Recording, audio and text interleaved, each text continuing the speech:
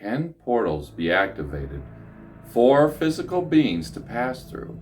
If they can be opened, where do they lead? What kind of ceremony or place of power is required to open and access these portals? Tonight we'll be looking at a place that may potentially be able to open one of these doorways. Where portals can be opened, tales of supernatural creatures manifesting in the area are abundant. I've personally witnessed a ritual that may have opened a portal to an unknown realm in this location featured in this video. If you're familiar with my channel, you should know I'm talking about a place here in Western Washington. This might seem strange or unbelievable to many listeners in our modern era, but in many cultures, at one point in time, young people and shamans would go on a quest to the spirit or supernatural realm. Here they would receive sacred knowledge. The knowledge that they received could vary by culture and beliefs. The spirit realm or supernatural realm can be thought of as a parallel dimension that exists in the same space as our realm, but we usually can't see it or interact with it. All kinds of strange beings or creatures are believed to inhabit this realm and possibly manifest periodically into our physical realm. These can include creatures like Sasquatch, Dogman, Shadow People, Trolls, Elf folks, giants, and even dragons, just to name a few. While these creatures may be able to access our realm at will, humans need a special place of power and a ceremony to access these other realms. And many of these creatures might need a place of power to act as a doorway themselves to go back and forth. If you like what you hear and you want to hear the original version of this story, I've collected local lore and history and first-hand encounters into an anthology series called Northwest Mythology. 2 volumes are currently available to buy on my website. And when you're there, make sure you take a look around. And while you're here watching this video, please make sure you hit the thumbs up and subscribe. We're trying to get to 1,000 subscribers and we're getting pretty close. And while you're at it, turn on the notifications so you can stay up to date when new videos drop. I call this tale Lena Lake Lunar Lunacy. The Olympics are filled with beautiful alpine lakes that have many histories and legends associated with them. One of my favorite overnight destinations is a 3.5-mile hike to a small lake called Lena Lake. It is set into a bowl-shaped valley. The river was naturally dammed by massive falling boulders from the nearby Brothers Mountain Range. This makes a surreal setting with the contrast of the clear blue water offset by these gigantic boulders in that lake. There's an upper trail that leads to another lake called Upper Lena Lake. That's another about 3 miles. There's so many stories associated with this area that it was hard to narrow them down to fit in this video. I'm going to start with the fascinating natural features around that area. First is a rock called Chapel Rock. It's a huge boulder that overlooks the lake. In prehistory, the rock was used for various ceremonies, including spirit quests. In later years, the pioneers realized that this was a unique, special spot with unseen power, and they'd travel from miles around to that location to consummate their marriage unions. This is how it received its current name of Chapel Rock. A vow made in this spot was believed to be infused with some of the energy of the land and would make it harder for the betrothed to break their wedding vows. While on this rock overlooking the lake, it's no wonder that this has been a spiritual site for hundreds, if not thousands of years. From this vantage point at night, the moon's reflection shines perfectly into the lake during a full or almost full moon. The surface acts like a mirror so that it appears as if there's 2 perfect moons. When the moon is directly overhead, the whole lake is almost filled with the rays and the reflection of that full moon. And it's quite the spectacle. When this happens, it's said to supercharge the lake with healing energies and infusing it with other properties. The moon water is said to possess these properties and cure many ailments and transfer it over to somebody that swims in the lake. And your skin will tingle and even glow as if moonbeams were inside you. And the full moon is said to be the most potent, and it can help cure negative energy and bless you. But the other cycles of the moon are said to infuse the water with different energies and different healing abilities. And these benefits are also said to occur from drinking the charged moon water. If you take this drinking route, I suggest using a filter. However, some true believers of moon water say that this filters out some of the moonbeam's benefits. I went for a dip during a late June supermoon event, and I will say that the cold mountain water combined with the radiant moonlight makes for a very intense experience. I'm not sure that the lake's moon water blessed me with any more or less positive energy, but it is undoubtedly an experience to swim in the middle of the night in an alpine lake with the moonbeams reflecting off of your face. Your skin certainly feels like it's glowing when you get out of the frigid water. Pin and needle sensations race down your whole body when you enter, and then when you get out, there's a warming sensation as the blood rushes back into your limbs from the center of your body. It feels like a fire is being lit in your core and just slowly spreading out. During the same camping trip, we had our camp set next to a self-proclaimed moon wizard.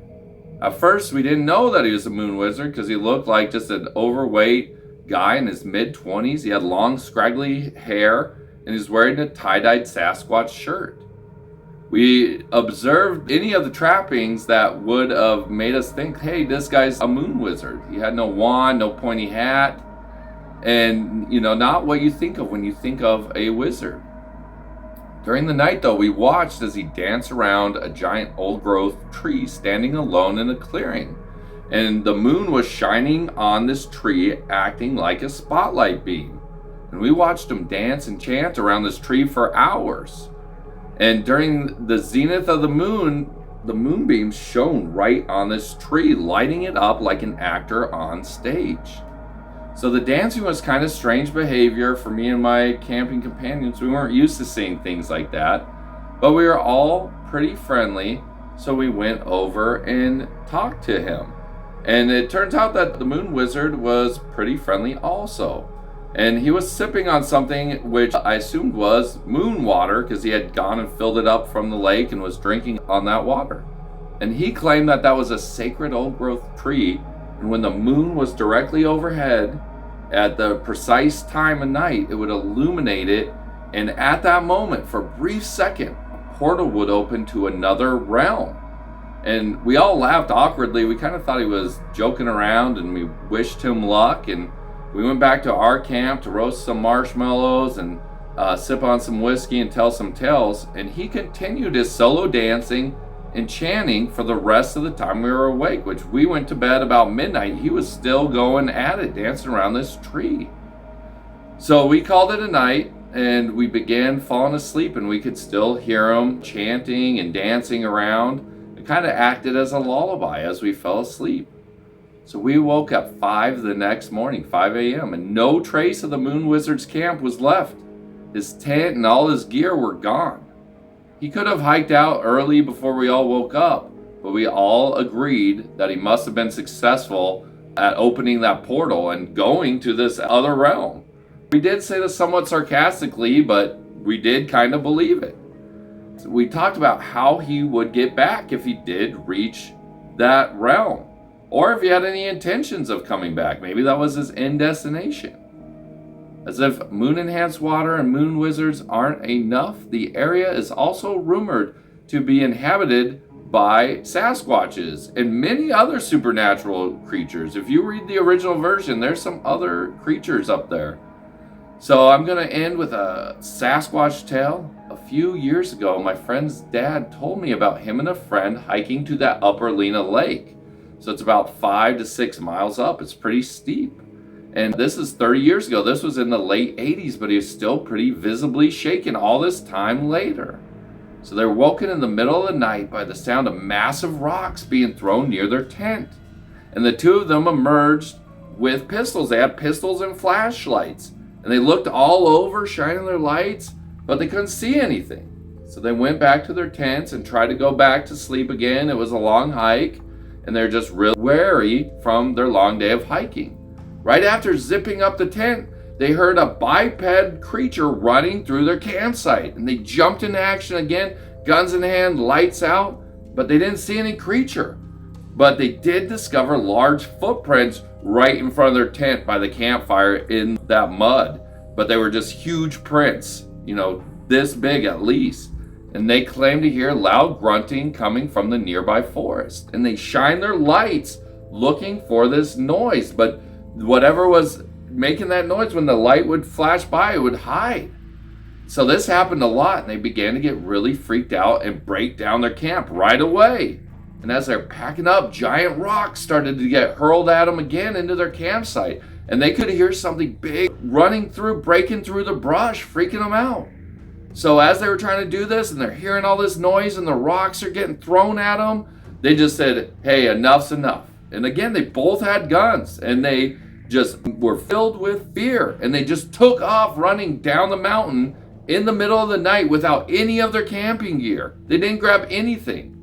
And as they ran down the mountain, they could hear the creature crashing through the forest next to them, just out of sight, as if it was chasing them from the area. And it wasn't until the massive boulder field before lower Lena Lake, so 3 or 4 miles, before the creature just suddenly stopped chasing them. And so my friend's father said he'd never been so scared in his life or ran so fast. And when they reached the truck, they took off that night, and they never returned for their abandoned gear. They had a couple $100s in gear, never went back for it. And he also said that they never went overnight camping in that area again after that experience. Back when this story took place, Lena Lake was a lot less visited, and Upper Lena especially. And it's still not a super common destination because of how hard that hike is. It's really steep.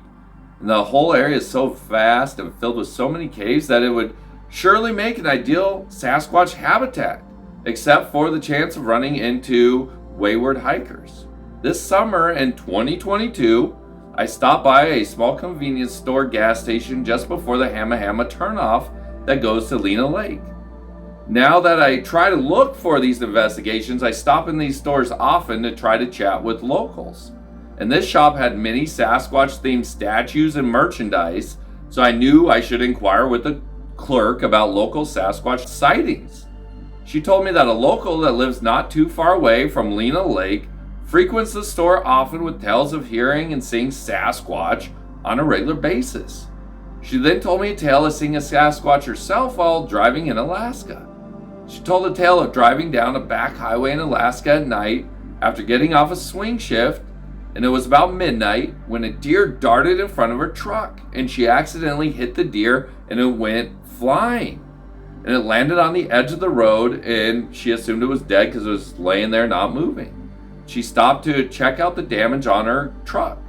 While kneeling down and looking at the damage, she was trying to call somebody, and she heard a noise from the bushes.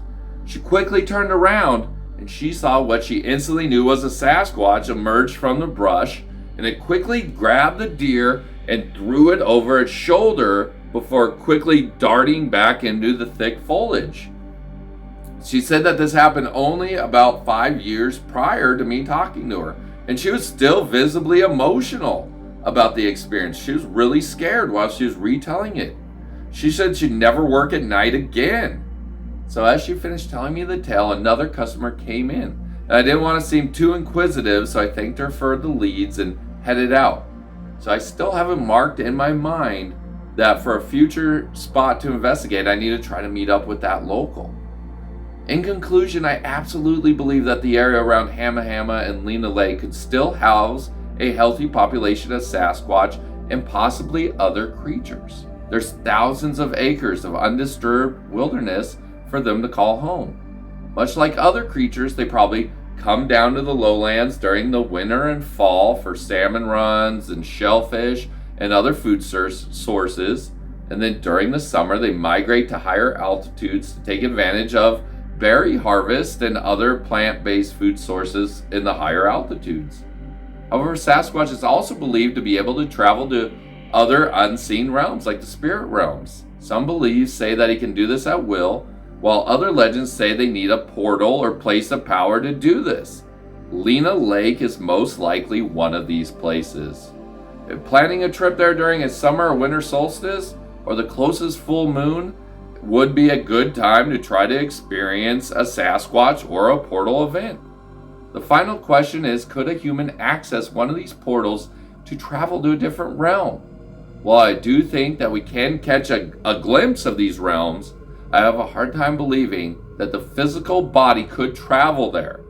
That's not to say that a person's spirit could not travel there if they knew the right paths to travel. If you enjoyed what you heard, make sure that you hit that thumbs up and subscribe. As I said, I'm trying to reach 1,000 subs. We're getting really close. And I upload new videos of the strange and supernatural weekly. And if you want to support my writings and you want to hear the original stories, make sure you pick up a copy of one of my books. Visit my website, northwestmythology.com, linked in the description. I love strange, scary stories and look forward to sharing many more. I also often get asked why I don't just go back to Lena Lake all the time, Lena Lake, Hamma area, to investigate a Sasquatch. While I love Sasquatch as one of my favorites, I'm also very interested in many other cryptids and supernatural things and mysteries. If all I did was look for Sasquatch, honestly, I grow bored. Sasquatch knows me, and with all the strange things and places I investigate, we cross paths rather often already without me even looking for them. Let me know what you think. Should I try to go back and investigate this remote area more, or would my time be better spent checking out other local areas? Leave a comment below. I would look into whatever you guys suggest around Washington if it catches my interest. Thanks for watching, and I'll see you guys in the next video.